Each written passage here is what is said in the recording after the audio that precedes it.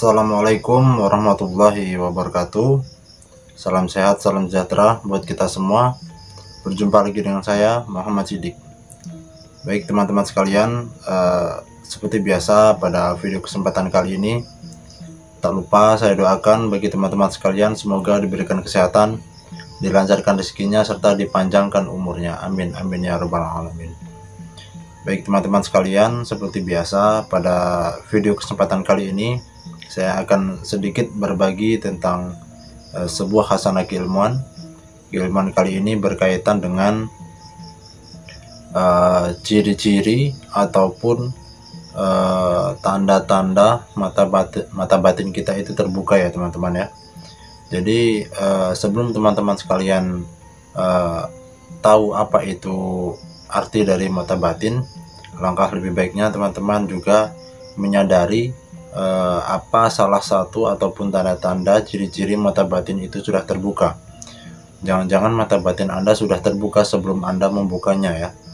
Oke teman-teman sekalian, seperti biasa sebelum kita memulai pembahasan, bagi yang belum subscribe silahkan di subscribe terlebih dahulu, karena dengan Anda mensubscribe nantinya tidak ketinggalan notifikasi dari video yang nantinya akan saya upload. Baik teman-teman sekalian, kita lanjutkan kembali pembahasannya. Seperti yang sudah sering kita dengar di berbagai media ataupun di sekitar masyarakat kita, sering sekali mendengar apa itu mata batin, apa itu proses membuka mata batin, bagaimanakah cara membuka mata batin. Banyak sekali yang membahas tentang mata batin. Jadi perlu diketahui oleh teman-teman sekalian, bagi teman-teman sekalian mungkin belum terlalu paham ya apa itu mata batin. Jadi saya terangkan sekali lagi bahwa mata batin adalah mata yang terletak di batin ya. Jadi mata itu adanya di batin kita, seperti itu, di dalam diri kita. Jadi bukan di jasad fisik luar kita, itu bukan ya. Jadi mata batin adalah di dalam diri kita, seperti itu. Mata yang ada di dalam batin. Saya contohkan seperti seseorang yang tidak bisa melihat atau tidak mempunyai penglihatan, itu kebanyakan mata batinnya itu sudah terbuka ya. Jadi dia dapat melihat sesuatu, ini apa dan itu apa, tanpa dia melihat melalui mata dohir mereka, seperti itu. Jadi mereka melihat dengan menggunakan mata batin.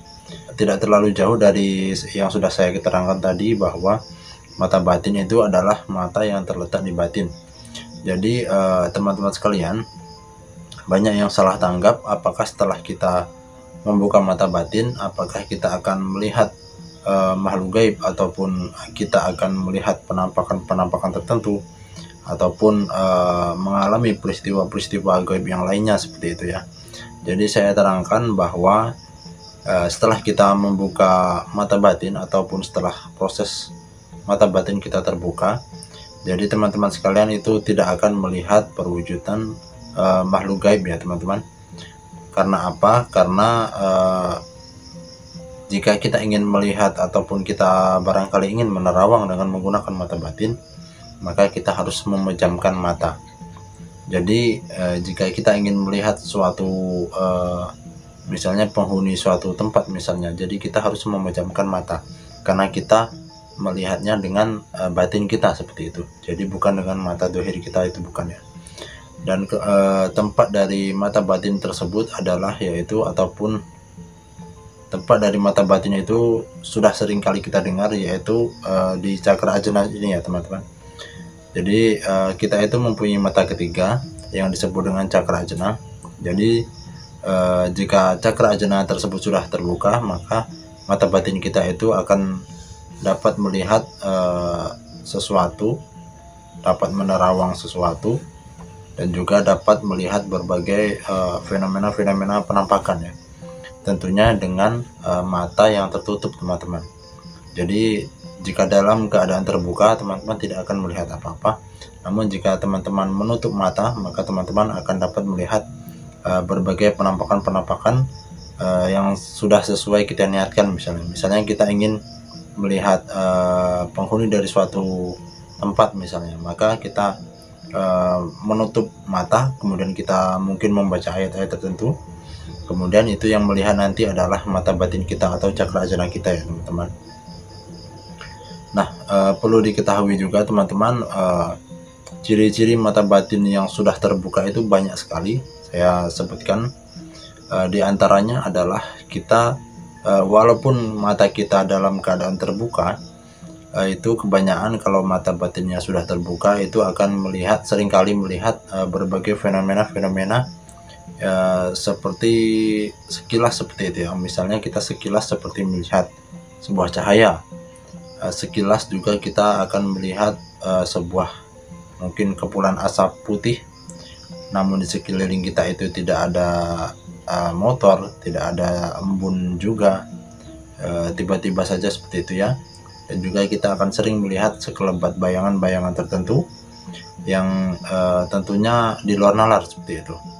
Itu salah satu cirinya. Kemudian adapun ciri-ciri yang lain adalah jika mata batin sudah terbuka itu semua indera kita itu akan lebih peka ya. Jadi misalnya indera penciuman kita itu akan lebih peka. Misalnya begini, jika kita berada di suatu lokasi, maka indera penciuman kita itu akan dapat mencium berbagai bau-bauan yang ada di tempat tersebut. Namun bau-bauan tersebut bersifat tidak wajar ataupun bersifat gaib ya. Misalnya indera penciuman kita itu melihat indera penciuman kita itu mencium wangi-wangi tertentu, padahal di situ tidak ada orang yang memakai wangi-wangian. Itu salah satu contoh. Dan juga contoh lain jika mata batin sudah terbuka adalah jika kita misalnya melihat sebuah foto, maka kita akan dapat melihat apa yang ataupun mencium yang ada di foto tersebut. Misalnya begini, jika kita melihat foto saudara kita dan juga saudara kita itu sewaktu berfoto itu memakai parfum A misalnya, itu jika kita melihat fotonya maka kita akan dapat mencium bahwa saudara kita itu di saat waktu berfoto itu memakai parfum A, itu akan dapat tercium oleh kita. Dan juga jika kita misalnya melihat ataupun melihat video-video tertentu misalnya, itu jika di situ ada mungkin penampakan sosok-sosok astral seperti yang ada di video-video, maka itu indera penciuman kita juga itu akan sedikit terasa bahwa di situ ada wangi-wangi seperti ini ataupun seperti itu gitu misalnya teman-teman.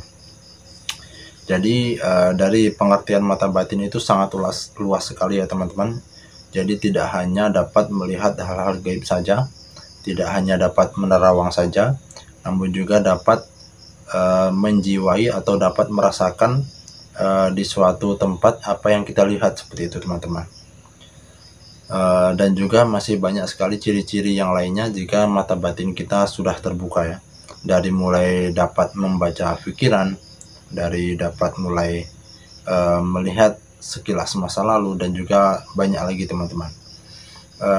Oke teman-teman sekalian, itulah beberapa ciri-ciri dari terbukanya mata batin.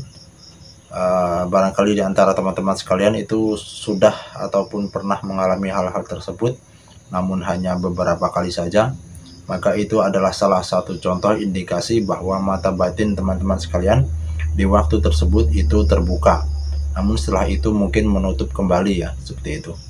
Oke teman-teman sekalian, saya rasa sudah sangat jelas, semoga bermanfaat. Saya akhiri, billahi taufiq wal hidayah. Wassalamualaikum warahmatullahi wabarakatuh.